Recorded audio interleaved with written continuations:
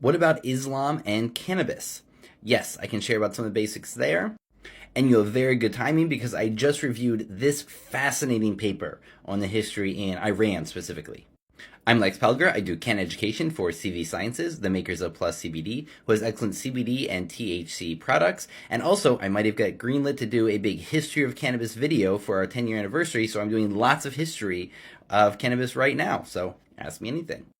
Today I'll focus on the orthodox history of Islam and cannabis. For the more mystical use by the Sufis, I did that video last week. So, in the Quran, it says nothing about cannabis use. That means it is open to interpretation. This is likely because it didn't seem like cannabis was being used widely in the Arabian Peninsula at this time.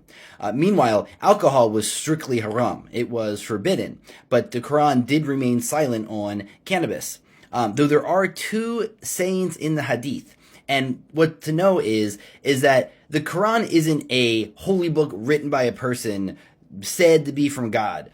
In the tradition, this is the direct words of God put through the Prophet Muhammad, blessings upon his name. And so it is the only holy book we possess where it is said to be the words of God directly. Muhammad was just a vessel who let those words flow through him.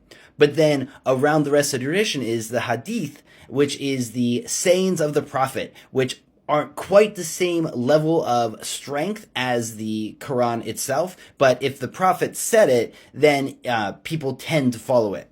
The thing about these hadith is there's a lot of debate among the scholars about what was actually said by the Prophet and what was added later as an interpolation.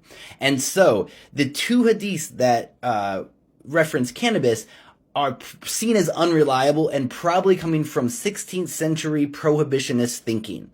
And one of them says that the Prophet said, "There will come a day when people will consume a substance called bhang. I avoid them and they avoid me." So a somewhat of a prohibition.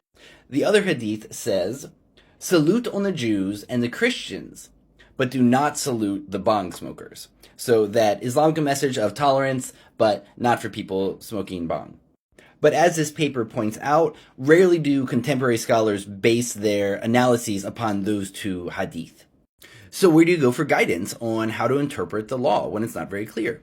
You ask your sheikh or your majra or your leader in the Islamic world. And because it is a decentralized religion, people follow different religious scholars. But they do tend to agree with each other. And what this paper did that was so cool is it asked 19 different majras from Iran about their opinions on the use of hashish. And there were some outliers, but in general, the message was the same. If you're using hashish as an intoxicant, then it is not allowed. But if you're using it as a medicine and you're not getting high from it, then it is allowed. And there was some disagreement on how much your prayers counted if you were high.